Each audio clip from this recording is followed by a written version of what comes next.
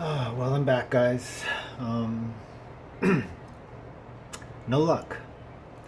No luck at all. I followed everything in Xtool's.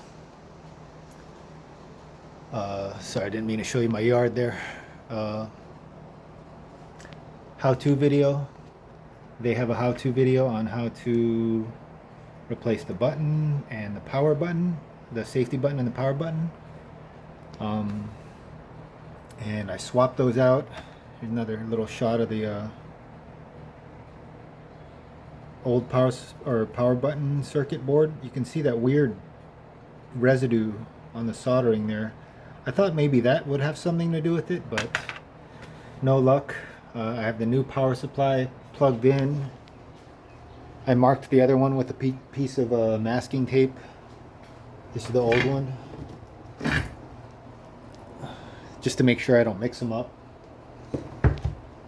Yeah, I swapped out the old original safety button.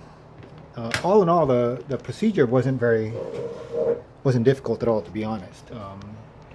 Basically, you take the fan panel off, take the fan out, take the back panel off. They got like 6 screws and the 2 screws in there, and then it just kind of pops off.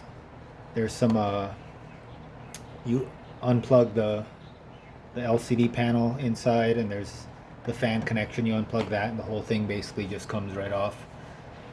I found it easy to just take the fan and stuff out, and then pop the top off. This piece right here takes a little bit of finesse, just because it feels like the little prongs in the back might break, but you can ease it off pretty quick.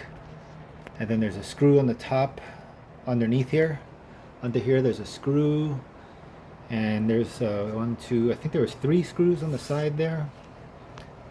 But yeah, and I had all the tools they required except for a heat gun. I didn't have a heat gun. You need the heat gun for this part here. It's a sticker, like a thick plastic sticker, and you heat it up and peel it off. I just peeled it off. Seems to be back on there pretty good. Before I put the sticker on, I plugged it in. I put everything back together. I plugged it in, and didn't work. So I was like, let's double check everything. Plugged everything back in, checked it all again, made sure all the connections were, all the cables and stuff that I had to unhook were plugged back in properly. Everything was, or seemed to be. Powered it on again, nothing happened, and I tried it one more time just to make sure. Took it all apart, put it back together, and yeah, I think after 3 times of trying, I'm done. At this point, I'm gonna ask Xtool to either just send me a replacement unit, because I want to use the laser. That's the whole reason I got it.